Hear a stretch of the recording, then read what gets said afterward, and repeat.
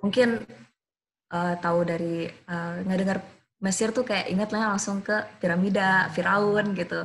Tapi di sini juga ada Universitas Al-Azhar. Nah, Universitas Al-Azhar nih dia setiap dari semenjak didirikannya dia udah melahirkan ribuan ulama ya seluruh dunia. Nah, sebenarnya Universitas Al-Azhar nih lebih dulu dibangun atau Masjid Al-Azhar gitu. Biar teman-teman tahu aja, yang pertama dibangun itu adalah Masjid Al-Azhar. Masjid Al-Azhar ini udah dibangun dari 1080 tahun yang lalu.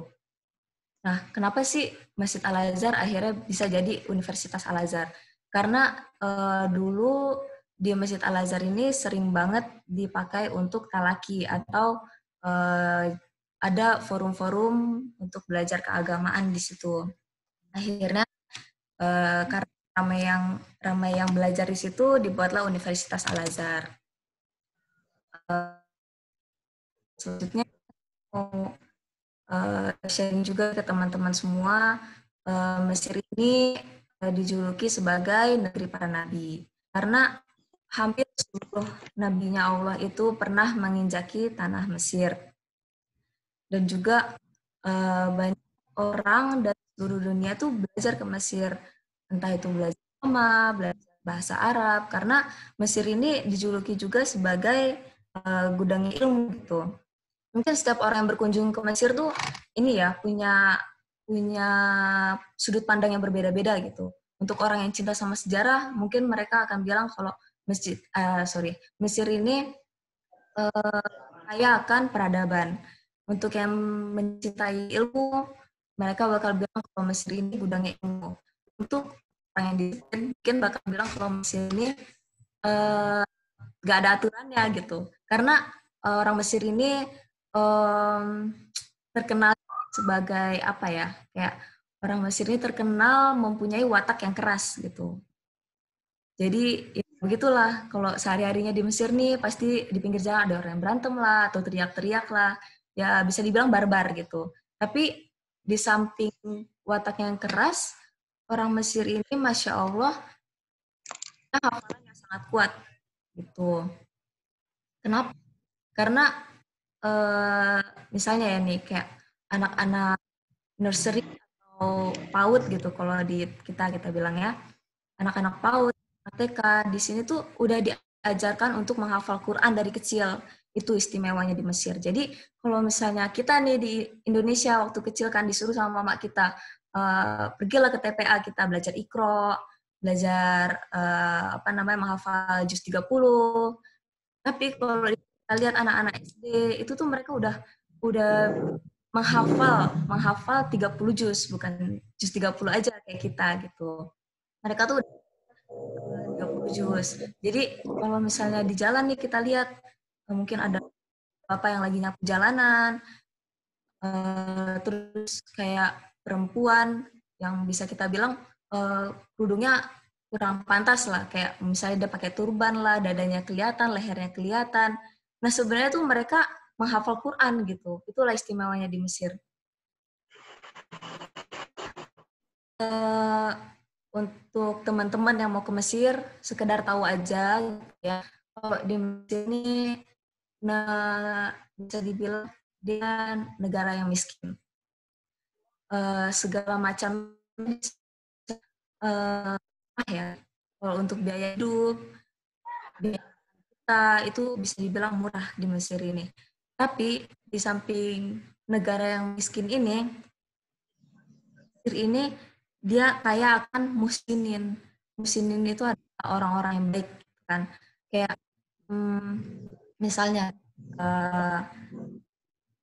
dalam bulan puasa gini kan, kalau nggak lockdown ya, kalau nggak lockdown, sepengalaman saya 2 tahun di Mesir itu misalnya kita jalan-jalan sore hari ngabuburit gitu, kayak jalan nih di rumah misalnya, kita tinggal jalan-jalan aja di luar, karena pinggir jalan itu banyak banget yang di print, misalnya di depan restoran banget meja-meja yang dijejerin untuk kita buka puasa secara gratis, siapapun itu.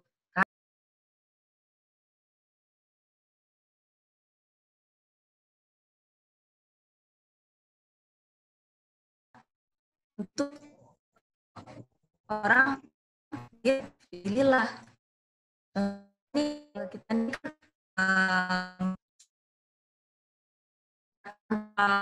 ada di orang. Kalau misalnya kita ini bisa dilakukan gitu, dan mereka tuh benar-benar bisa dibilang apa ya, Ramadan tuh bulan yang sangat istimewa ya. Kita semua tahu bulan Ramadan tuh bulan yang sangat istimewa. Terus kalau misalnya kita nih ya di Indonesia udah datang Idul Fitri gitu, udah Lebaran, pasti kita bahagia kan. Semuanya tuh senang gitu. Beda, orang Mesir ini nggak merayakan Idul Fitri sama sekali. Jadi kalau misalnya Idul Fitri mereka libur sehari, beda sama kita yang mungkin sampai seminggu. Lebaran kedua, Lebaran ketiga, kita uh, masih apa ya, masih jalan-jalan lah ke rumah saudara. Beda dengan di sini tuh mereka menyedihkan kepergian bulan Ramadan, makanya itu mereka pernah ngerayain Idul Fitri. Jadi mereka tuh lebih rame ketika Idul Adha justru. Idul Adha bisa sampai 2 minggu toko-toko tuh. Jadi kita harus nyetok makanan banyak karena dalam 2 minggu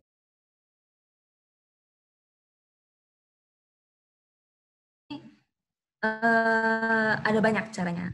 Ada banyak caranya. Kalau saya termasuk yang apa ya, orang yang terjun bebas gitu. Karena apa ya, saya termasuk bebas alias modal nekat. Saya sebelumnya nggak pernah ada rencana untuk ke Mesir. Justru saya mau ke negara lain gitu kan. Saya mau kuliah di negara lain dan saya tuh udah yakin ke sana. Orang tua saya juga oke gitu. Tapi entah bagaimana qadarullah, ridho orang tua, ridhonya Allah, saya tiba-tiba dikirim ke Mesir. Akhirnya saya jalan aja karena saya pernah dengar, bisa dibilang ini kata-kata mutiaranya ya, kata-kata mutiara atau bahasa atau apa, saya nggak tahu deh pastinya.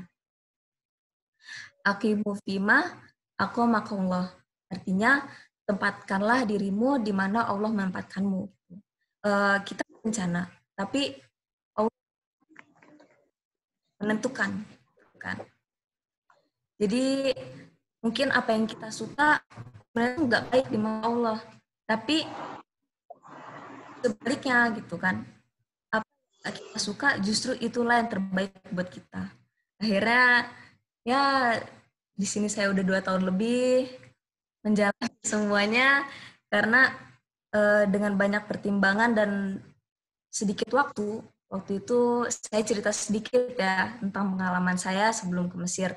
Jadi waktu itu saya tuh belum lulus SMA ceritanya. Saya belum lulus SMA ke Mesir dan saya ngelanjutin UN saya di Sekolah Indonesia Kairo. Udah gitu saya lulus dan saya daftar kuliah. Nah, ini pendaftaran kuliah ya. Nah, kita lanjut ke sistem pendaftaran kuliah di sini. Saya mau ceritain dulu untuk Al-Azhar, karena yang mayoritas di sini tuh kuliah di Al-Azhar ya. Beda dengan saya ini kuliah di Ain Shams University, jurusannya kedokteran gigi, dan bisa dibilang saya ini minoritas di sini. Cuma beberapa mahasiswa Indonesia gitu kan, yang kuliah di luar Azhar. Dan saya tuh di kelas sebenarnya orang Indonesia sendiri gitu kan. Nah, lanjut. Untuk masuk ke Azhar persiapannya tuh kayak gimana sih, Kak?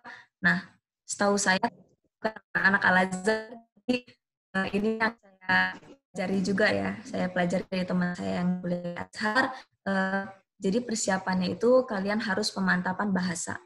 Harus pemantapan bahasa, menguasai Al-Quran, dan juga wawasan Islam. Untuk ke Mesirnya bisa ada beberapa jalur, ada jalurnya dari misalnya dari atau dari pesantren yang emang punya apa namanya punya jalurnya gitu. Karena untuk kita masuk ke Al-Azhar sendiri itu mesti lewat ini jalur Kemenak gitu kan, Kementerian Agama. Dan kuliah itu bakal ada proses kalian belajar bahasa Arab. Nah, untuk belajar bahasa Arab ini ada dua. Satu, Darul Lughah. Darul Lughah di Al-Azhar sendiri, itu kalian bakal belajar selama 1 tahun dengan 7 level bahasa ya. Kayak 7 tingkatan lah untuk dapat ijazah itu gitu. Itu untuk yang di Mesir. Dia 7 level dan setiap kenaikan level kalian harus bayar 720 pon Mesir gitu, atau 720.000 lah, sama aja kita, uang Indonesia dan uang Mesir itu sama aja. Terus selain Darul Lughah ada juga Pusiba. Pusiba itu dia ada di Indonesia. Pusiba itu singkatan dari Pusat Studi Islam Bahasa, yang ijazah bisa langsung dipakai untuk kuliah di Al-Azhar. Terus jadi ada dua nih. Kalau misalnya Darul Lughah, kalian ke Mesir dulu, terus kalian belajar bahasa di sini selama 1 tahun. Kalau Pusiba, kalian belajar di Indonesia, terus setelah kalian dapat ijazahnya, baru kalian ke Al-Azhar, dan kalian bisa langsung kuliah, kayak gitu. Untuk lengkapnya, kalian bisa cek di website pusiba.com ya. Itu ada apa namanya, kayak rincian harganya, dan lain-lainnya gitu. Selanjutnya, kalau untuk kuliah umum nih, kayak kuliah saya, kuliah umum di luar Al-Azhar, kita belum kita ke Mesir, kita harus urus pertama paspor pastinya, terus kita urus visa. Nah, visa ini kita urusnya sebagai visa turis, karena kita dari sini jadi kita belum bisa dapat visa student ya. Terus udah kayak gitu, di paspor, di visa, lalu ijazah SMA ya berarti, ijazah dan juga akte lahir. Nah, ijazah sama akte lahir ini harus kita translate ke bahasa Arab. Saya dulu translate-nya di apa namanya, di Jakarta ya. Setelah ditranslate itu dia sekaligus dapat stempel dari Kementerian Hukum dan HAM. Nah, stempel Hukum dan HAM itu sangat penting, jadi dipastiin harus punya stempel itu di translatean ijazah dan akte lahir kalian. Lalu setelah sampai kalian kan udah bawa nih file-filenya. File kalian harus dilegalisir lagi. Selain dilegalisir di Hukum dan HAM, kalian harus dilegalisir di KBRI di Mesir dan juga Kharijiyah namanya. Kharijiyah tuh kayak Kementerian Pendidikannya Mesir. Nah, itulah. Jadi ada banyak ya stepnya. Pertama dilegalisir di Indonesia, terus di KBRI Mesir, lalu di Kharijiyah namanya. Terus kalau kuliah di luar Al-Azhar tuh ada persiapan bahasanya nggak sih? Nggak ada. Kita nggak ada persiapan bahasa sama sekali. Oh iya, sebelum kita keterima di kampus umum ini, di kampus lain Al-Azhar ini, kita harus mendaftarkan diri kita secara online di Wafidin. Pokoknya website Wafidin lah. Nah, kita bisa daftar di situ. Setelah daftar, kita masukin berkas kita. Nah, ini tuh sistemnya kayak SBM ya, kalau nggak salah kalau di Indonesia tuh. Jadi, kita daftar, kita masukin kampus-kampus yang mau kita tuju. Yang mau kita masukin tuh kampus-kampus apa aja, dan juga jurusannya gitu. Tunggu sekitar 3 bulan atau lebih, karena di Mesir ini masih manual banget, dan nggak disiplin. Jadi kalau misalnya orang Mesir bilang 2 minggu lagi, itu artinya ya sebulan gitu. Misalnya dia bilang besok, artinya 2 minggu lagi. Jadi kita bisa dibilang kita tuh digantungin gitu, sambil nunggu hasil itu kita digantungin. Jadi kita kayak nggak tahu kita bakal kuliah atau enggak gitu kan.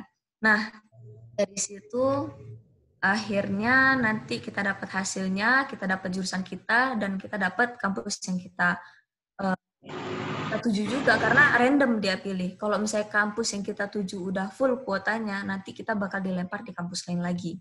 Begitu caranya untuk kuliah selain Al-Azhar. Nah, kalau kuliahnya tuh bayar nggak sih? Al-Azhar nih ya, kalau Al-Azhar bisa dibilang kuliahnya gratis. Jadi kita bayar untuk misalnya bikin kartu pelajar atau bikin surat iqomah atau apalah itu yang bayar. Jadi untuk kuliah sendiri itu gratis di Al-Azhar. Kalau kampus umum seperti Ain Syams, Cairo University, Alexandria University, Zagazig, dan lain-lainnya, itu tuh kampus-kampus negeri ya semuanya. Eh, per tahunnya kita bayar 7.500 USD untuk jurusan medik. Untuk jurusan medik kita bayar 7.500 USD. Untuk non mediknya kita bayar 3.000 USD gitu. Terus untuk beasiswanya, kalau beasiswa jujur saya yang non Azhar nggak punya banyak pilihan untuk beasiswa karena beasiswanya cuma bisa kita dapat dari KBRI dan itu pun gimana ya, saya sendiri sih nggak nyoba untuk apply beasiswa di KBRI, tapi ada beberapa teman saya yang dapat dan juga ada syaratnya.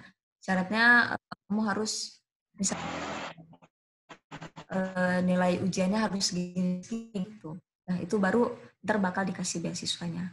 Kalau selain KBRI nggak ada lain, nggak ada lain. Lalu kalau untuk Al-Azhar nih, Al-Azhar banyak pilihan beasiswanya. Salah satu yang paling rame ya, yang paling rame Masisir ini Masisir ini dapetin itu tuh ada BZ. BZ ini BZ atau BZ saya nggak tahu bilangnya apa. Nah, itu kayak Baitul Zakatnya di Kuwait. Baitul Zakat Kuwait yang nanti kita apply di eh, di waktu kita mau naik tingkat 2. Jadi kita tingkat pertama nih, habis DL kita masuk kuliah kan. Masuk kuliah tingkat pertama. Lalu kita ujian. Nah, kalau misalnya ujian kita ini nilainya jahit semua, ya dia minimal jahit. Gak boleh di bawah jahit. Nanti kita baru apply beasiswa BZ ini. Uh, Kalau dapat ya alhamdulillah, karena dia per bulannya dapat, enggak, sorry. Dia per 3 bulan dapat 6.000 pon atau 6 juta rupiah. Udah kayak gitu, ada juga beasiswa LPDP. LPDP di daerah ya. Kalau LPDP kemarin kakak kelas saya kita harus apa namanya, kita harus ngasih berkasnya secara langsung ke daerah. Jadi kebanyakan orang kemarin tuh yang mau apply beasiswa LPDP dia harus pulang ke Indonesia dulu, jadi pulang ke Indonesia lagi untuk apply beasiswa itu. Kalau bisa bilang ya masalahnya kan. Terus apalagi ya, beasiswa dari Al-Azhar juga ada. Terus ada beasiswa dari orang-orang dermawan orang Mesir gitu misalnya. Banyak sih, Al-Azhar ini banyak kali pilihan beasiswanya gitu. Dan salah satunya tadi saya kasih tahu itu BZ itu bisa beasiswa yang paling enak lah gitu. Terus saya ceritain juga ya sistem kuliah di Mesir ini kayak gimana sih. Nah, kalau di Indonesia kan kita kuliah ada absen setiap hari, terus ada tugas yang didapat ya kan, terus apalagi ya, materi, dan kita harus ngolah materi itu sendiri kalau di Indonesia. Sedangkan kita yang di Mesir ini, nah saya yang di Ain Syams dengan teman-teman yang di Al-Azhar, kita nih dapat sistem kuliah yang membosankan. Karena sistem SMA, jadi kita datang pagi-pagi ke kampus, kita dengerin dokturoh atau dosen itu ngomong sampai siang atau sore. Itu pulang, udah nggak tugas, nggak ada absen. Jadi kita tuh kayak suka-suka aja mau datang ke kampus atau enggak. ya suka-suka karena emang nggak ada absen sama sekali. Jadi di samping nggak ada absen itu pas ujian kita harus benar-benar kalau ujian ya hasil yang menentukan kita naik tingkat itu ya benar-benar ujian itu aja gitu karena kita emang nggak ada tugas nggak ada absen jadi misalnya nih kita ujian eh, dari ada 5 mata kuliah misalnya ada 2 mata kuliah yang nilainya kita nggak lewat. Terus 2 mata kuliah itu harus kita ulang di 1 tahun. Jadi kita nggak naik, tapi dalam setahun itu kita cuma belajar yang 3 mata kuliah itu aja gitu. Itu untuk universitas di sini ya, untuk ujiannya. Lalu apalagi ya? Karena oh iya, mahasiswa Al-Azhar di sini dia, punya banyak bimbel. Ya di Indonesia juga ada sih bimbel-bimbel, tapi di sini tuh bimbelnya benar-benar di-provide dari kekeluargaan misalnya, karena setiap daerah di Indonesia punya kekeluargaannya masing-masing di Mesir. Misalnya dari kekeluargaannya ngadain bimbel, akhirnya kalian belajar dari bimbel itu, karena pas di buku-buku kita bolehlah bahasanya bahasa fushah, bahasa Arab formal, tapi dosen kita tuh ngomongnya bahasa Mesir yang kadang bisa dibilang kita nggak karena mereka ngomongnya terlalu cepat satu dan juga bahasa Arab Mesir ini beda sama bahasa Arab yang kita pelajarin di sekolah atau di pesantren. Tahu juga ya. Jadi bahasa Amiyah Mesir ini ada huruf yang diganti pembacaannya. Misalnya huruf jim. Mesir ini jim kita baca jadi gim gitu. Dajajah, kita ngomongnya dagagah gitu. Terus itu satu huruf lagi huruf kof. Huruf kof itu diganti jadi huruf alif atau hamzah.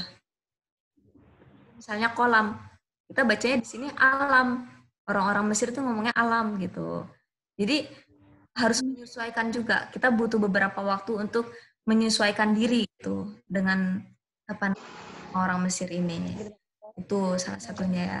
Jadi dari setiap kekeluargaan atau alma mater mereka ngadain bimbel buat mahasiswa-mahasiswa Indonesia ini lebih paham dengan materinya. Selanjutnya anak Al-Azhar ini rajin talaki. Nah, tiap masjid-masjid ini ada banyak apa ya? Ada ulama di situ. Jadi kayak misalnya ulama A, mereka tuh misalnya duduk di masjid ini, terus ntar mereka ngebahas kita. Gitu. Jadi kita uh, produktifnya kita lah gitu. Misalnya ada yang rajin talaki, ada yang nggak rajin talaki juga, karena sih gitu. Alhamdulillah kalau bisa kita rajin talaki ya gimana ya kayak mungkin di Mesir gitu kita belajar lebih banyak dibanding apa namanya daripada kita belajar di kampus aja kita tambah lagi dengan belajar talaki itu belajar kitab-kitab dari ulama-ulama. Nah kalau anak Al-Azhar dia punya bimbel punya talaki. Nah kalau saya nih misalnya yang di luar belajar agama gitu karena kita minoritas kita nggak ada bimbel-bimbel kayak gitu. Paling kita joinnya sama Malaysia gitu karena apa ya karena orang Malaysia nih mahasiswanya ada puluhan ribu di sini sampai 20.000 orang dan kebanyakan dari mereka juga ngambil jurusan yang medik gitu.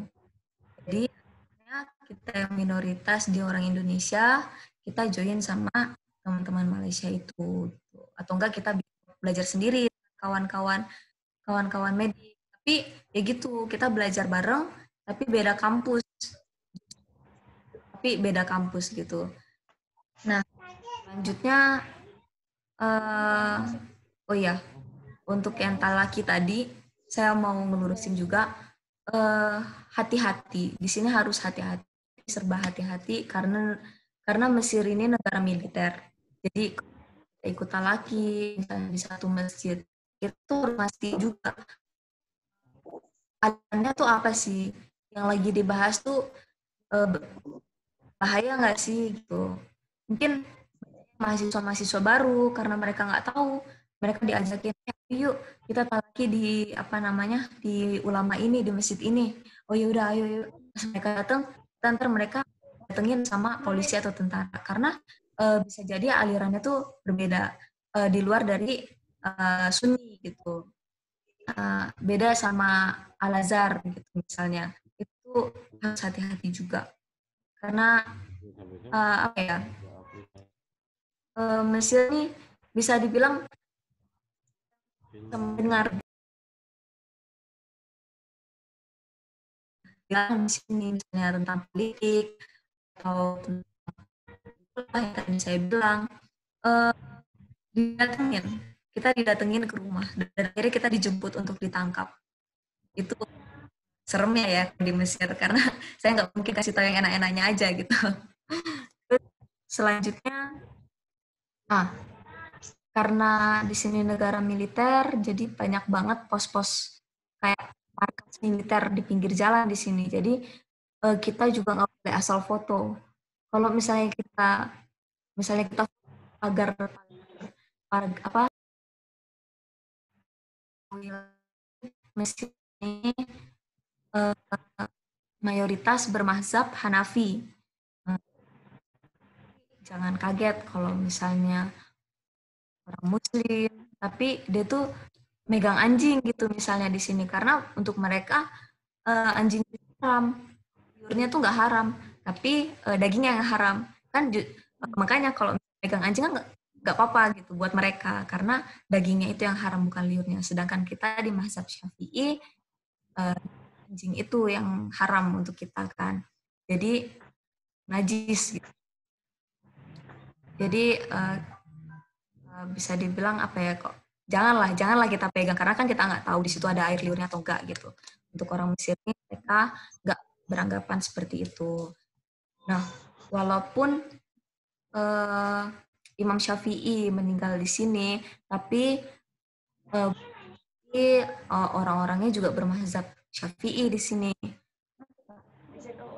Ceritanya Imam Syafi'i dulu merantau, dan akhirnya meninggal di sini. Bukan beliau menyebarkan ajarannya di sini, bukan kayak gitu. Udah sih itu aja mungkin yang bisa diketahui untuk teman-teman yang mau ke Mesir. Nah, sedikit banyaknya yang harus diketahui. Mungkin saya kembalikan lagi kepada Mida. Ya, baik, Kak. Masya Allah, luar biasa sekali ya, Kak. Terima kasih pada pemaparan narasumber kita yang kece. Ya. Lalu kita mungkin masuk pada sesi tanya-jawab ya, Kak ya. Ya, Mungkin kita buka dulu untuk 3 pertanyaan saja dulu ya, Kak. boleh. Baik, untuk sesi tanya-jawab, dibuka untuk 3 pertanyaan kepada teman-teman semua.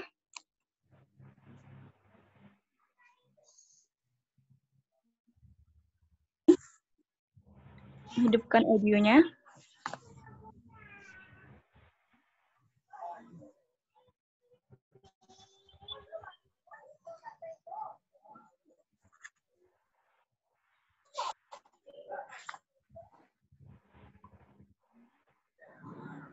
Baik, kepada teman-teman semua, dipersilakan untuk bertanya.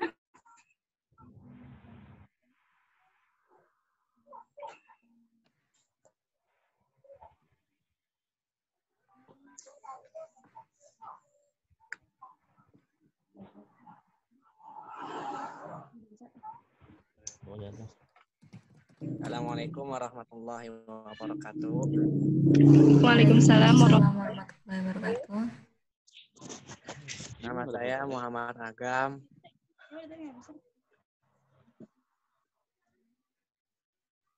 Saya pengen bertanya, Kakak.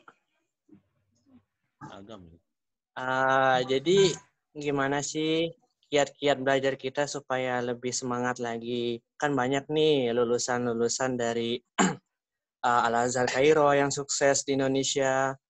Nah, kita kan selaku seorang mahasiswa yang keluar di dalam negeri, semangat yang kita curahkan untuk belajar berbeda dengan orang yang di Kairo, Mesir. Bagaimana supaya apa yang didapat oleh orang Kairo, Mesir didapati juga oleh mahasiswa-mahasiswa di sini? Kan perbandingannya jauh tuh di antara mahasiswa yang merantau ke luar negeri dengan mahasiswa yang ada di dalam negeri itu beda kualitas belajar. Nah, komunikasi. Jadi bagaimana bagi saudari Curnadiya Nur Ilena merasakan perbedaan di antara sistem pembelajaran di Mesir dan di Indonesia. Begitu aja. Terima kasih. Assalamualaikum warahmatullahi wabarakatuh. Waalaikumsalam warahmatullahi wabarakatuh. Terima kasih. Ada saudara Muhammad Agam tadi ya. Ini gimana Kak? Kita kumpulin dulu baru dijawab ya Kak ya. Langsung jawab aja deh, takut lupa nanti. Oke. Ya, silakan pada Kak menjawab. Oke, untuk untuk luar dan belajar di Indonesia ya pasti beda sih, semangat belajarnya juga pasti berbeda. Karena buat saya kita untuk berguna untuk sesama gitu kan. Jadi apalagi untuk negeri gitu kan, kayak kita belajar jauh-jauh nih, udah belajar jauh-jauh, tapi pulang ke Indonesia nggak bawa apa-apa gitu untuk orang-orang sekitar kita, untuk negeri kita. Kalau itu menurut saya ya itu yang harus niatnya harus diperbaiki lagi, diubah lagi gitu, kayak mungkin kalau misalnya lulusan Al-Azhar mereka pulang bisa buat pesantren atau menjadi ustadz, menjadi guru gitu kan, pasti maksudnya kayak mau nggak mau kita pasti akan kayak gimana ya, akan memberikan efek gitu untuk orang-orang sekitar kita gitu kan. Jadi kalau untuk semangatnya ya itulah yang saya bilang, kita harus membenarkan niat kita, lalu kita pikirkan lagi, kita nih pulang ke Indonesia mau berguru siapa gitu.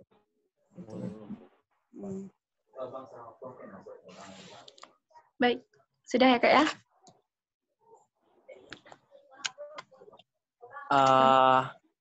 Boleh bertanya sekali lagi? Ya, dipersilakan. Sudah sadar. Nggak bayar kan? Nggak, gratis. Jadi boleh berbagi pengalaman mahasiswa baru nih, kan boleh dong sharing-sharing pengalaman. Bagaimana sih Kak Curnadiya Nur Ilena ini bisa kuliah ke Mesir? Sedangkan kan kuliah di Indonesia ini banyak. Ada Taskia, ada yang samping jalan tol itu dekat rumah. Jadi kenapa harus ke Mesir, Pak? Kenapa harus ke Mesir ya? Kalau kita itu, mungkin saya bilang nggak tahu juga sih. Kayak udah takdirnya gitu, udah takdirnya, karena yang saya bilang tadi di awal, saya rencananya ke negara lain, tapi tiba-tiba Bim Sabim ada di Mesir gitu kan. Nah, sebenarnya sih dari awal saya ke Mesir tuh karena disuruh orang tua gitu. Mungkin buat teman-teman disuruh orang tua gitu kan, beda sama orang yang benar-benar niat untuk kesini gitu kan. Tapi saya ngejalanin ini ya ikhlas gitu kan. Saya jalanin aja, ini udah takdirnya, saya udah ditakdirin untuk berada di sini, dan saya bersyukur gitu. Saya bersyukur bisa ada di Mesir karena saya ngerasain banyak keberkahan selama di sini gitu kan. Kayak Masya Allah gitu, kita bisa belajar banyak hal dari orang Mesir sendiri, dari apa namanya, dari suasana di sini, pokoknya itu semua ngasih pelajaran gitu buat kita. Jadi kalau misalnya saya ditanya kenapa mau ke Mesir, ya gitulah jawabannya. Beda lagi kalau misalnya saya ditanya kenapa sih ngambil kedokteran di Mesir gitu ya, itu beda lagi jawabannya. Oke deh, gini tanya.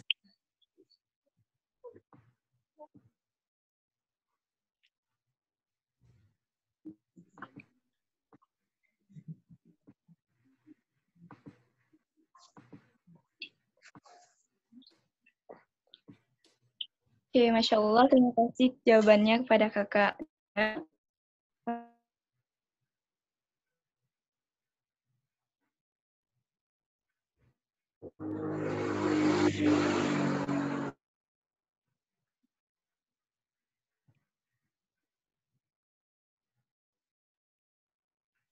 Halo,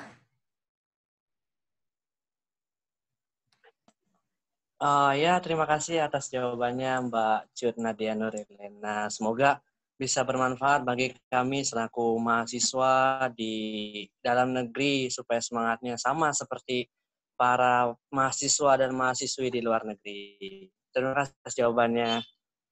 ya makasih Agam. Aduh.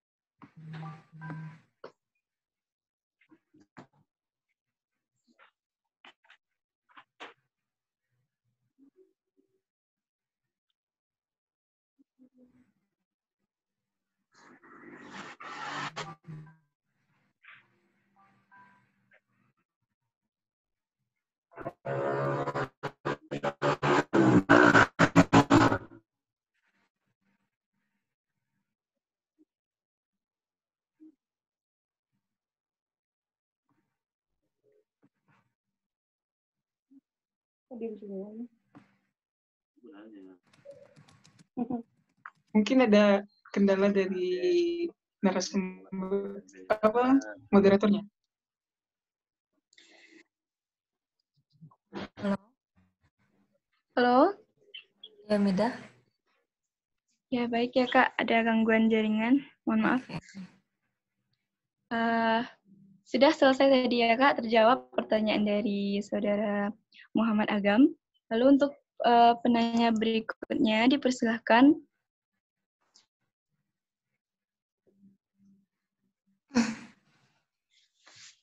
Tadi ada Kak yang bertanya. Ya.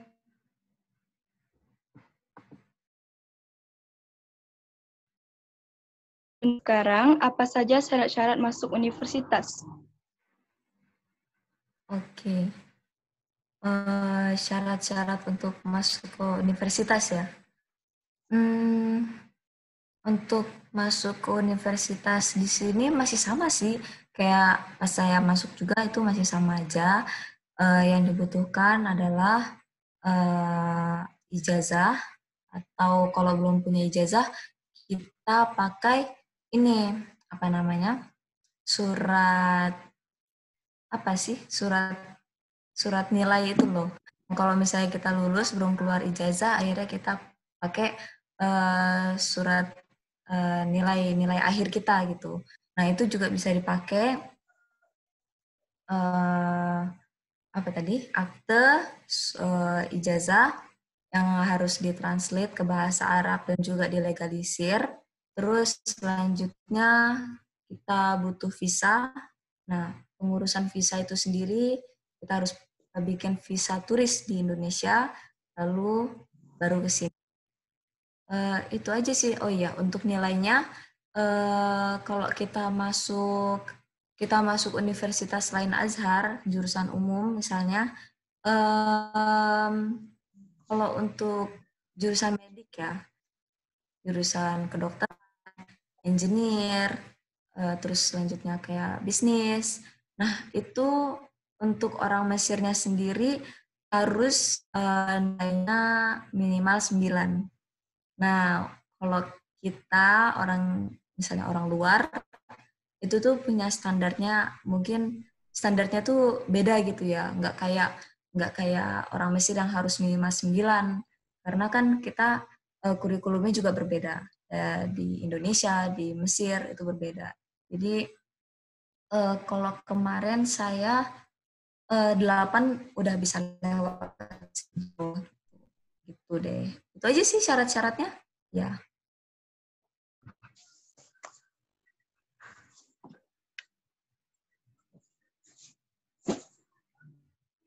Halo Mida.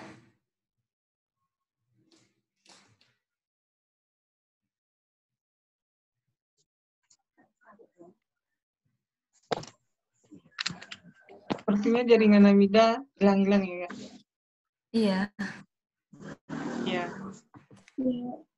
Iya Kak, mohon maaf Kak.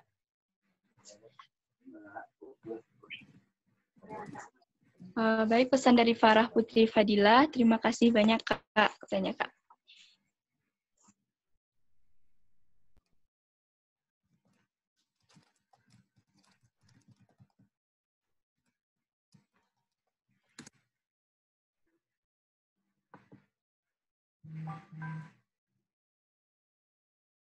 Mungkin selanjutnya ada yang mau bertanya lagi.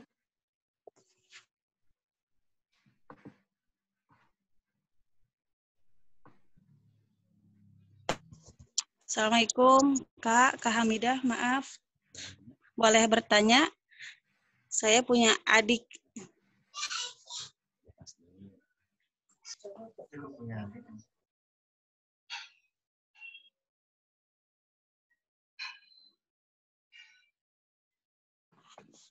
Ya, ya Ibu silakan bertanya.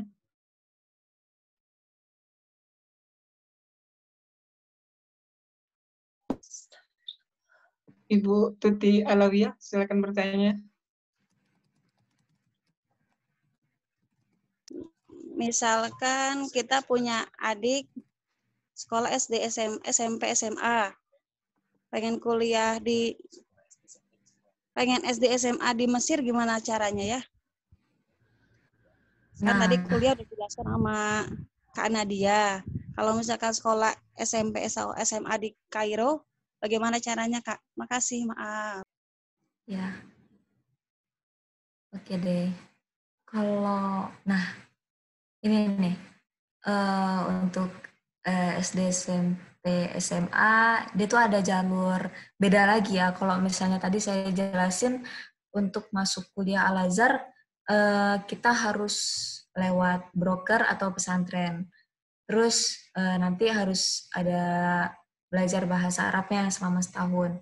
Nah, itu untuk kuliah. Kalau misalnya jenjang sekolah, SMP, SD, SMA, itu tuh banyak sih pilihannya di sini. Jadi tergantung mau dimasukin kemana ya. Kalau misalnya sekolah Al-Azhar, misalnya nanti kuliah mau di Al-Azhar nih, jadi kita harus dari awal masukin anaknya ke Al-Azhar juga, kayak SD Al-Azhar, SMP Al-Azhar. Terus untuk SD sama SMP Al-Azhar tuh ada pilihannya juga.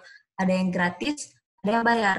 Nah, untuk yang gratis ini, ya kalau yang gratis nih, ya seadanya ya gitu. Bisa dibilang seadanya banget, karena gratis juga, kita bisa mengharapkan apa gitu dari yang gratis. Jadi ya bagus sih. Jadi kita si anak ini bisa bersosialisasi sama orang Mesir. Terus kalau yang sekolahnya dia tuh masih Al-Azhar, tapi campur kurikulumnya gitu, kurikulum Al-Azhar sama kurikulum internasional juga. Jadi di sekolah ini kayak saya ada adik juga di sini, mereka SD, terus mereka masuk ke SD Al-Azhar yang berbayar nih. Nah, di berbayar ini mereka nggak belajar bahasa Arab doang, cuma hafal Quran, tapi mereka belajar pakai bahasa Inggris, terus mereka belajar pelajaran-pelajaran umum kayak sains, matematika, dan lain-lainnya gitu. Terus dan juga di sini mereka ngasih pilihan bahasa lainnya selain bahasa Inggris. Itu bahasa Prancis sama bahasa Jerman. Karena bisa dibilang hampir semua orang Mesir ini menguasai bahasa Prancis. Terus itu sih, jadi kita bisa pakai dua cara. Si anak ini masuk ke Al-Azhar, SD Al-Azhar yang berbayar atau nggak berbayar gitu. Dan nanti selanjutnya mereka smooth aja gitu loh, lancar aja mereka bakal naik di SMP Al-Azhar, SMA Al-Azhar, lalu bisa langsung kuliah di Al-Azhar gitu ceritanya. Boleh nanya lagi, Kak? Satu lagi. Ya, boleh, silakan.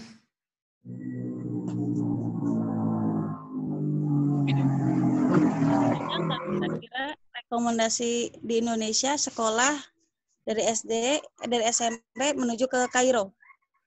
Rekomendasi dari Indonesianya. Bisa bantu kita Kalau untuk ke Kairo. Oke. Kalau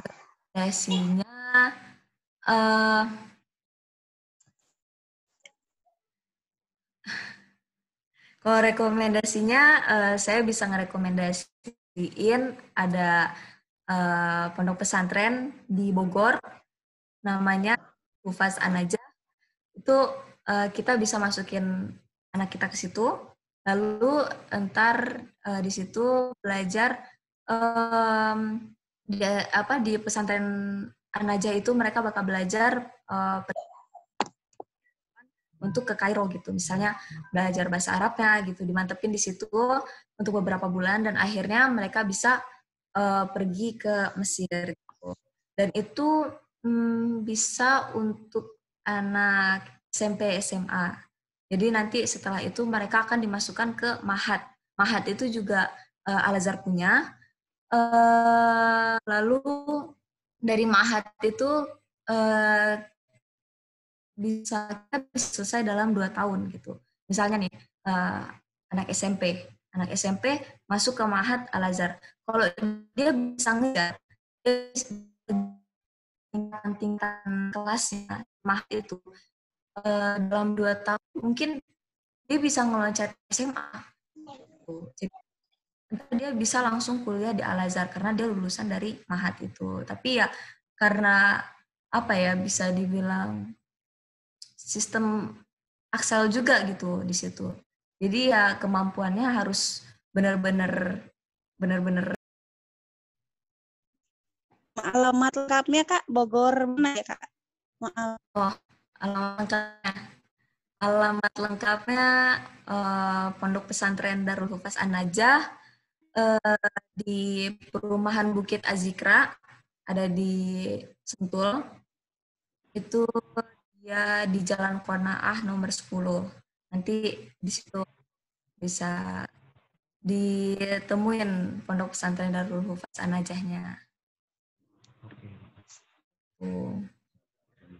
Oke, terima kasih, Kak. Mudah-mudahan bisa lanjut ke sana. Amin, amin.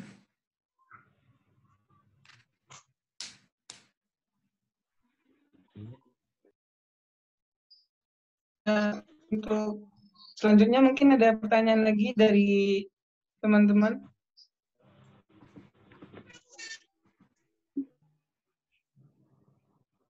Soalnya moderatornya nyanya ada kendala, jadi saya ambil alih dulu. Ya, boleh. Untuk teman-teman yang ingin bertanya kepada seputar pendidikan yang ada di Mesir, dipersilakan ya teman-teman. Ada teman-teman yang ingin bertanya, dipersilakan.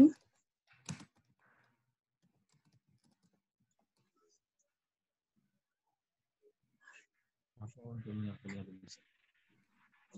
lagi. Masih ada pun selanya nama. Mau Tasya nggak dipakai.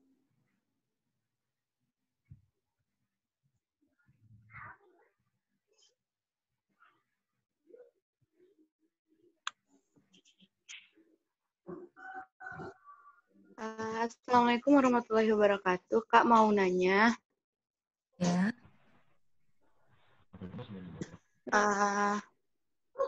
mungkin langsung ya. Nah, aku Dasya Fitri, Kak. Jadi, tapi bukan nanya seputar itu didikan karena bahasa Prancis itu, Kak, yang hampir semua warga Mesir tuh bisa bahasa Prancis kan Kakak bilang. Jadi penasaran aja gitu kenapa bahasanya bahasa Prancis kita. Itu aja sih. Kak. Oke. Alasan kenapa hampir seluruh warga Mesir ini menguasai bahasa Prancis. Karena Mesir ini dijajah oleh Prancis gitu. Kayak kita dijajah sama Belanda. Mungkin kalau misalnya kita ngobrol nih sama nenek-nenek kita yang pernah hidup di zaman penjajahan, pasti mereka banyak yang menguasain bahasa Belanda. Nah, bedanya di sini tuh bahasa Prancis masih masih turun-temurun lah gitu. Nggak kayak kita, mungkin nenek-nenek kita aja yang bisa bahasa Belanda, tapi kita enggak gitu. Kalau di sini anak-anaknya diajarkan lagi untuk berbahasa Prancis gitu. Itu sih, maksudnya kayak untuk soft skill aja gitu. Karena bagus juga kan kita pakai bahasa selain bahasa Mesir, bahasa Arab, bahasa Inggris, bahasa Prancis, kan hebat gitu ya. Nah, itu sih alasannya karena mereka dijajah sama Prancis gitu. Oke, makasih Kakak. Iya, sama-sama. Baik, terima kasih pertanyaannya dan jawabannya dari Kakak. Pertanyaan selanjutnya.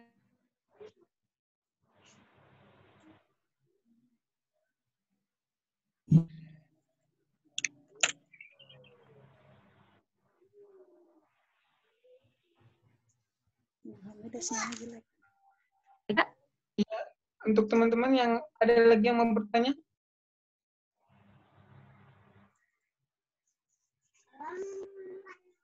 Dipersilakan. Dan tadi kan udah banyak kakaknya menceritakan tentang bagaimana perkuliahan yang ada di Mesir dan ada juga beasiswa-beasiswanya. Nah, itu tuh tadi udah banyak dan bahkan tentang kehidupan di sana kakaknya udah jelas juga. Dan bagaimana sih kita sebagai warga Indonesia beradaptasi dengan masyarakat yang ada di Mesir. Nah, untuk itu kan sekarang ini saya aja yang bertanya ya Kak. Sekarang kan lagi pandemi COVID ini Kak. Iya. Lagi pandemi COVID. Gimana sih keadaan mahasiswa yang di Indonesia di sana? Apakah ada pembatasan-pembatasan dengan masyarakat di Mesir? Atau bagaimana Kak? Mungkin itu pertanyaan dari saya ya Kak. Oke. Untuk masa pandemi ini, kita udah 2 bulan di lockdown. Kita bandara yang ditutup, kita nggak bisa pulang ke Indonesia. Terus udah gitu, kita juga diberlakuin jam malam. Jadi awalnya jam malamnya itu dari jam 8 malam sampai jam 5 pagi. Awalnya kayak gitu. Terus udah gitu, karena orang Mesir nih apa ya, nggak Mesir aja sih, seluruh kita juga kan udah lama di lockdown kan, pasti kita merasa jenuh gitu, kita ngerasa bosan kan, akhirnya jam malamnya dikurangin lagi, jadi jam 9 malam sampai jam 5 pagi. Terus sampai sekarang ini kita jamnya berlaku dari jam 10 malam sampai jam 5 pagi. Nah, itu salah satunya ya. Terus kalau misalnya interaksi kita nih sama orang-orang Mesir, perlu diketahui orang-orang Mesir ini nggak banyak yang pakai masker. Maksudnya ya yang bener-bener gitu kan, kayak mereka pakai masker, pakai sarung tangan gitu. Tapi ya orang-orang biasa, kayak orang-orang awam ya mereka biasa aja. Mereka masih jualan di ini, biasa aja gitu. Nggak pakai masker, nggak pakai sarung tangan. Nah itu sebenarnya juga sih, karena sampai hari ini saya baru lihat kemarin sih. Kemarin saya lihat Mesir ini udah kasusnya sampai 10.400 hari ini. Mungkin udah 11.000, saya belum update lagi. Nah, itu. Jadi, untuk daerah Kairo sendiri, di mana saya tinggal, kasusnya udah banyak. Sebelumnya awalnya tuh kan mereka menyebar secara pesat tuh di kota-kota kayak kota wisata gitu kan. Kota banyak didatangi sama turis kayak Alexandria, terus Sharm el-Sheikh, terus apa lagi ya? Adalah beberapa kota lainnya emang sering didatengin sama sama Kairo. Jadi di ini nggak terlalu banyak awalnya, tapi sekarang udah lumayan sih. Dekat saya tinggal, orang Thailand udah ada yang kena. Dan alhamdulillah orang Indonesia masih nol gitu. Belum ada yang infeksi, alhamdulillah. Dan semoga sampai ke depannya akan seperti itu. Itu sih, selain jam malam, bandara ditutup. Nah itu, setiap jam di jalan-jalan tuh banyak banget sih. Misalnya kalau kita pergi nih, misalnya dari Bogor ke Cibubur gitu. Nah itu tuh nggak Cibubur deng, Bogor Depok. Itu tuh bisa sampai ada 9 ini tempat jaga polisi gitu. Seketat itu.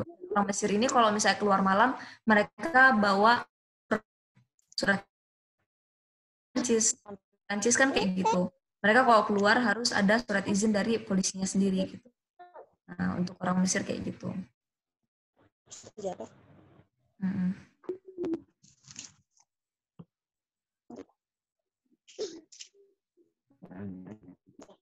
Terima kasih atas jawabannya ya Kak. Iya. Dan berarti di sana KBRI-nya cukup bagus ya Kak, mendata bagaimana mahasiswa-mahasiswa yang ada di Kairo dan sekitar Mesir sekitarnya ya? Ya, alhamdulillah sih. Alhamdulillah cukup tanggap gitu, karena mereka juga KBRI sempat mengadain rapid test juga, tapi bukan untuk mahasiswa. Tapi kayak mereka ngadain rapid test untuk memastikan bahwa orang-orang dalam KBRI ini nggak ada yang terinfeksi gitu kan. Jadi bisa bekerja dengan bekerja maksimal untuk mahasiswa-mahasiswa yang ada di sini gitu. Terima kasih jawabannya. Mungkin dari teman-teman ada yang mau bertanya lagi atau mau cerita-cerita tentang gimana perkuliahan dan yang baru masuk, selamat datang. Dan untuk ceritanya dari Kakak Nadia Nur Ilena tadi, bagaimana pendidikan yang ada di Mesir. Bagaimana kita mengetahuinya kan peradaban dulu tuh pendidikan itu di Mesir. Sebagaimana kalau kata Kak Nadia itu adalah negeri perannya Nabi. Nah, berarti di sana tempat berlangsungnya ilmu peradaban para Nabi, dan bagaimana kita ya ada motivasi untuk sana gitu. Dan bagi teman-teman yang ingin S1, mungkin ada yang teman-teman dari SMA dari sekarang yang S1-nya di Indonesia. Masih boleh untuk bertanya? Oh ya, silakan Mas. Yang Baiklah, kita apa? Ya, silakan Mas. Masih boleh Mas, silakan. Oh, baiklah. Sebelumnya saya perkenalkan diri dulu. Nama Afdal Habibullah. Nah, di sini saya ingin bertanya apa?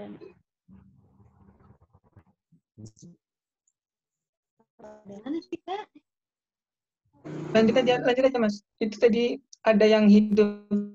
Tolong yang mic-nya masih hidup dimatiin dulu ya. Kakak-kakak sekalian. Apakah boleh lanjut? Ya, Abdal, silakan dilanjutkan. Baik Kak Cut Nadia yang telah memberikan pemaparannya mungkin seputar perkuliahan dan bagaimana agenda atau kegiatannya selama di Mesir. Tapi saya ingin bertanya, tapi di luar topik tersebut. Tadi selama pemaparan, saya dengar yang kakak sampaikan, saya melihat itu perjalanan hidup kakak itu kelihatan mulus dan lancar gitu kan. Salah satunya kakak diberikan kesempatan oleh Allah, mungkin bisa kuliah di negara yang mungkin banyak yang diinginkan oleh orang lain, tetapi tidak beruntung seperti kakak. Nah, yang saya tanyakan, apakah di balik itu semua yang saya kelihatan mulus itu perjalanan hidupnya, ada nggak kondisi di mana hal atau yang terpuruk atau yang tidak diinginkan kakak, dan bagaimana sikap kakak menghadapi itu semua? Karena kebanyakan dari mahasiswa lain kadang tidak mendapatkan hal yang dia inginkan dan dia merasakan terpuruk akan itu. Apakah sekian pertanyaan saya. Assalamualaikum. Waalaikumsalam warahmatullahi wabarakatuh. Oke, langsung saya jawab ya, Mas Habib. Oke. Untuk teman-teman yang merasakan kegagalan,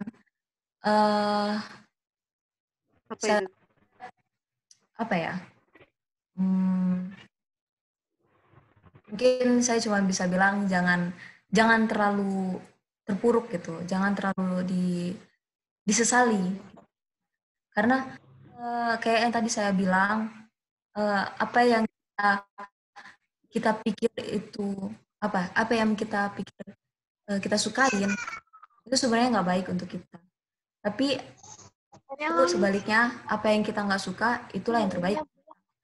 Jadi cara saya, karena saya pernah ngalamin kegagalan juga, ya ambil aja hikmahnya, kita ambil positifnya, kita bersyukur gitu. Kalau misalnya kita nggak begini, nanti kita nggak begini gitu kan. Maksudnya yang kita alamin sekarang itu pembelajaran di masa depan nanti. Jadi jangan terlalu terpuruk, karena sesungguhnya insya Allah itu yang terbaik untuk kita. Itu sih, saya cuma bisa bilang itu aja, karena kadang saya juga di kepala saya tuh kayak masih aduh gitu, kayak kenapa nggak begini, kenapa nggak begitu gitu. Tapi setelah saya pikir-pikir lagi, alhamdulillah saya sekarang gitu. Itu sih. Semoga jawabannya memuaskan. Oke, sangat memuaskan.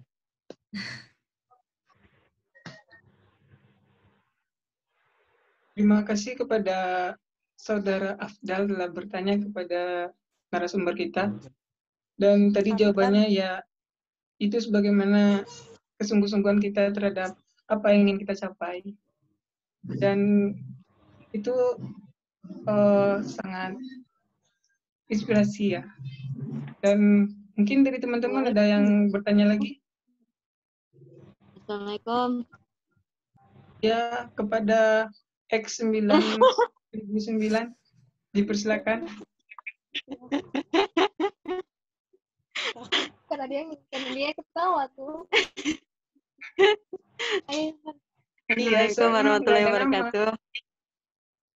Waalaikumsalam warahmatullahi. Kakak Afwan, saya mau nanya. Iya, Gimana boleh. caranya? Kalau kita Gimana penghafal caranya? Quran, Kita kan penghafal Al-Quran. Kita sedang proses menghafal nih. Terus tahun depan kita pengen masuk kuliah di masuk Al-Azhar. kuliah di Al-Azhar. Nah, Gimana itu caranya? gimana caranya? Oke. Nah, udah ya? Ya, Ya. Oke, makasih. dalam jalur tahfiz gitu. Dengan jalur tahfiz. Dengan jalur tahfiz, sebenarnya kita tetap ini ya, kalau misalnya mau masuk Al-Azhar, itu yang tadi saya bilang, ada jalur dari Darul Lughoh sama Usiba. Itu yang bahasa ya, kayak Usiba dengan Darul Lughoh itu dari jalur bahasa, ada yang di Mesir, ada yang di Indonesia. Nah, satu lagi yang jalur Mahat yang tadi saya jelasin. Mahat itu dia kita belajar di Mahat beberapa tingkatan, kita lulus dan akhirnya kita bisa ke Al-Azhar itu sendiri gitu. Kakaknya boleh saya tanya lagi, mau masuk Al-Azhar atau kuliahan umum selain Al-Azhar gitu? Al-Azharnya. Kalau kita kan jurusan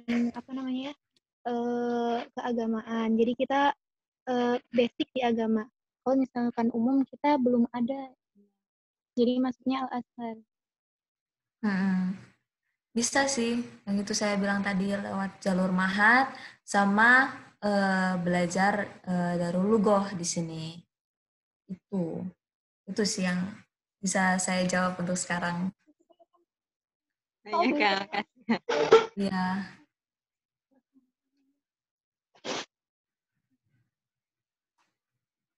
Terima kasih jawabannya, Kak. Mungkin ada pertanyaan lagi? Dan tadi X9009 udah dijawab oleh kakaknya, dan ya ada beberapa jalur untuk jalur Hafiz. Sebenarnya Hafiz pun di Indonesia itu banyak jalur-jalur beasiswanya. UI, UGM pun menerima juga kan.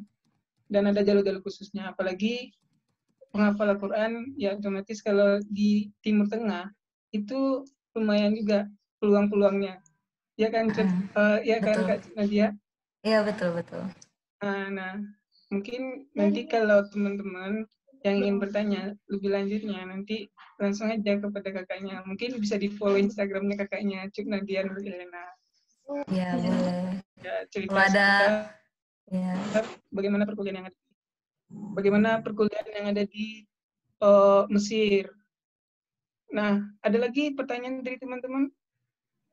Kita ini sebenarnya sharing-sharing santai aja teman-teman, nggak begitu formal. Kalau teman-teman ingin bertanya, ya monggo silakan.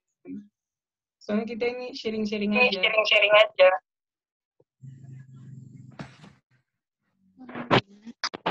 Mungkin saya serahkan kepada Nur Hamidah.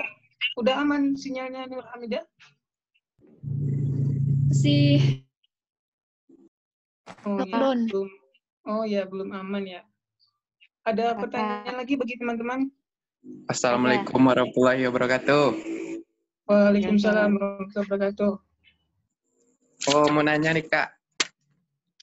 Iya. Selama kakak di sana, kakak udah merhatiin gimana sistem pendidikan di Mesir ya? Menurut kakak, kalau dibandingin dengan sistem pendidikan Indonesia, menurut kakak apa kekurangan sistem pendidikan Indonesia dibanding Mesir tersebut?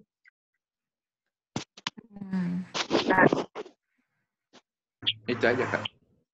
Oke, kalau misalnya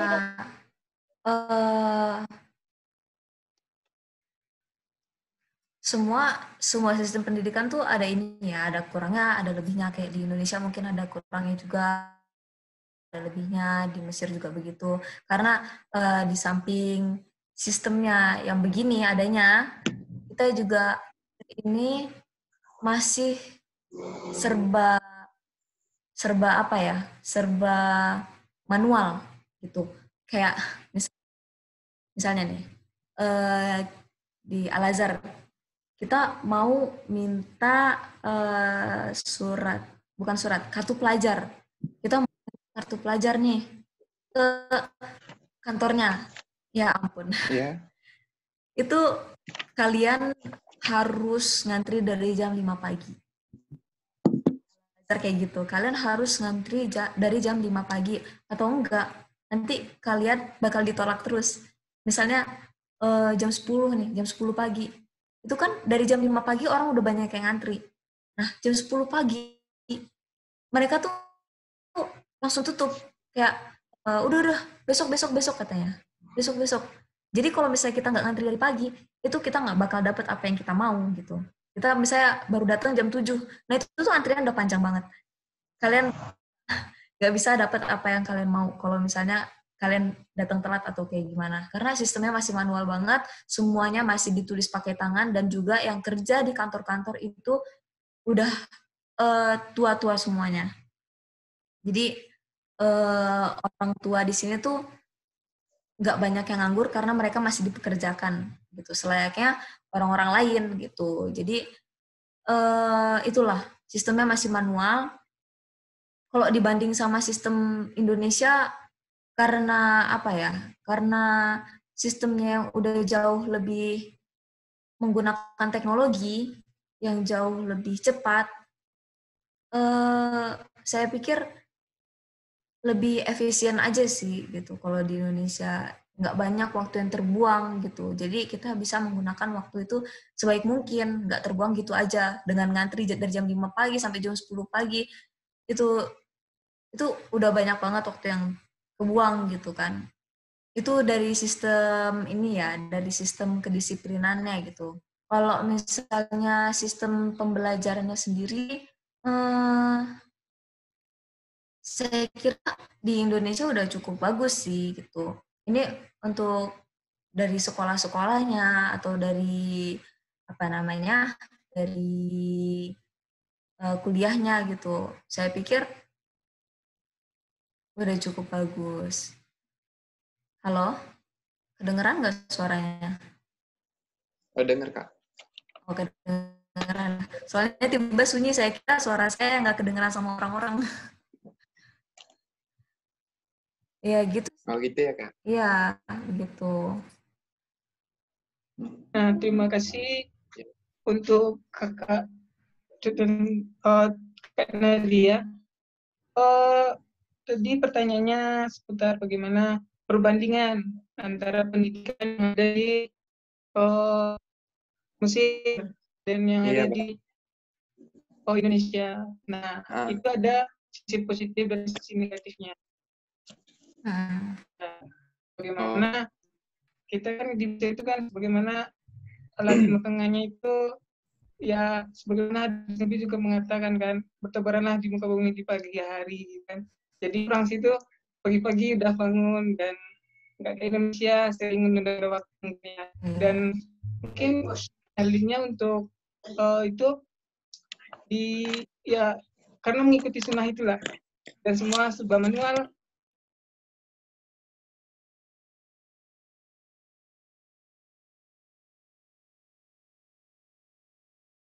Teman yang mau bertanya?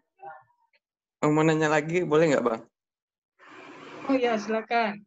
Boleh ya? Ya, boleh. Kak, kan ada pepatah tuh, tuntutlah ilmu sampai ke negeri Cina. Terus kenapa sih orang berduyun-duyun ke negeri Mesir? Kan itu pepatah, sampai ke negeri Cina. Menurut Kakak gimana? Karena di negeri Cina ada corona, Bang. Kan pepatah itu dari lama, Kak, gitu. Iya, betul. Tanggapan Kakak gimana tuh? Kenapa ya? Karena di setiap negeri ada kelebihannya masing-masing gitu. Mungkin kalau dari negeri Cina kita bisa mempelajari kedisiplinannya, apa namanya, kayak watak apa ya? tepat waktunya, hematnya orang Cina, dan itu tuh kayak semuanya tuh beneficial gitu untuk kehidupan kita gitu. Mungkin itu kenapa dibuatlah pepatah untuk ilmu nah Indonesia sekarang kan. Kalau untuk Mesir ini apa ya, banyak juga banyak ilmu yang bisa kita dapetin di sini selain dari ilmu agamanya, ilmu apa namanya bahasanya, juga punya kelebihan ini. Kita bisa mempelajari ilmu-ilmu kedokteran, ilmu ke klinik, jadi udah dokter gigi lah, dokter kulit lah, dokter umum lah, dokter mata, THT, dan saya lihat di sini tuh dibanding dengan kita di Indonesia, ilmu kedokterannya itu hebat di sini, dan juga untuk obat-obatannya, segala treatment yang kita dapat tuh jauh lebih murah dibanding negara kita sendiri gitu. Apalagi kalau misalnya di Eropa itu kan pasti mahal banget. Nah, orang Eropa juga perginya ke Mesir untuk berobat gitu. Nah, itu sih kayak setiap negara ada kelebihannya masing-masing. Kalau ditanya kenapa milih kenapa negeri Mesir, ya itulah karena di Mesir ini banyak yang bisa kita pelajari gitu. Nggak di Cina aja. Oke. Semoga jawabannya memuaskan. Gimana tadi Mas Fikri atas jawaban dari Nadianya? Udah ada pertanyaan lagi? Sangat memuaskan, Bang. Oh iya. Sangat memuaskan. Ya, terima kasih kepada Arif Fikri, kepada Fikri. Iya. Hamidah, sinyalnya udah aman. Dan ini Kak, mungkin di Indonesia sekarang kan udah, kebetulan Kakak kan lagi ada di Mesir nih. Kebetulan di Indonesia Kak, kita keenakan diskusinya, nggak lihat waktu. Iya. Mungkin dari teman-teman, itulah indahnya pendidikan teman-teman. Pendidikan bisa membuat kita pergi kemanapun, dan dunia itu akan kecil ketika kita menempuh sebuah pendidikan. Buktinya Kak Nadia udah bisa pergi ke Mesir dengan umurnya yang ya besar sama kita. Tapi kesempatan lah, siapa yang berkesempatan Kak Nadia yang duluan untuk sana. Dan insya Allah bagi teman-teman yang S1-nya di Indonesia, mungkin ingin keluar kuliah di luar negeri juga bisa. Dengan satu tekad aja, sungguh-sungguh dan yakin dengan doanya. Dan dari diskusi sekarang mungkin udah jam, kalau Indonesia Kak, sekarang udah jam 4:30 Kak. Dan mungkin dari teman-teman ada yang belum, iya. Di Mesir sekarang berapa ya Kak? Sekarang baru jam 11:30, belum zuhur. Mungkin zuhur sekitar 20 menit lagi. Oh ya. Mungkin tidak ada pertanyaan lagi ya bagi teman-teman ya? Oh, berarti tidak ada. Dan mungkin diskusi ini sebelumnya kami ini mengadakan kegiatan atas nama STC Official, di mana STC ini adalah komunitas pendidikan sosial budaya yang ada di Sumatera Barat. Bagi teman-teman yang di luar Sumatera Barat, halo. Dan itu, dan sekarang dari mungkin waktunya udah cukup lama ya, udah hampir 2 jaman. Mungkin dari Nur Hamidah sebagai moderator sinyalnya ada kendala, saya ambil alih sebagai mana saya juga penelitiannya, panitia penyelenggara. Dan dari diskusi tadi bisa kita ambil sebuah kesimpulan bahwasanya pendidikan itu membuat kita dunia ini akan menjadi kecil, dan kesungguh-sungguhan dan kesempatan setiap orang, siapa yang mampu memanfaatkan kesempatannya, maka dia itulah orang yang beruntung. Dan bagi teman-teman, teruslah pendidikan, teruslah berusaha, satu tekad, dan jangan lupa untuk doa. sebagaimana cita-cita teman-teman harus diwujudkan dengan kesungguh-sungguhan. Mungkin ada closing statement dari Kak Nadia, dipersilakan dulu. Oke. Oke, teman-teman semuanya, saya cuma bisa ngasih semangat dari jauh, semuanya semangat, yang bermimpi untuk kesini semoga tercapai, jangan putus asa, karena kalaupun kalian ditempatkan di tempat lain, ya bersyukurlah karena itu tempat yang diridhoi oleh Allah gitu kan. Jadi terus semangat gitu. Terus semoga apa yang saya bagikan hari ini bermanfaat untuk semuanya. Lebih mohon maaf semuanya karena saya manusia tempatnya salah, dan jaga kesehatan teman-teman semua. Oke. Terima kasih kepada Kak Nadia udah memberikan closing statement. Dan dari berakhirnya closing statement dari Kakak Nadia, maka kegiatan ini akan kita akhiri. Dan sebelumnya jangan lupa teman-teman follow Instagramnya STC Official, di mana di sana teman-teman mengetahui kegiatan-kegiatan seputar STC Official bagaimana. Itu adalah kegiatan komunitas pendidikan sosial dan budaya desa, di mana memberdayakan anak-anak desa untuk mampu melakukan pendidikan setinggi-tingginya. Dan mungkin itu dulu dari kami, dan akhirul kalam kita ucapkan hamdalah bersama-sama atas telah berhasilnya terselenggara diskusi ini. Dan alhamdulillah dimulai.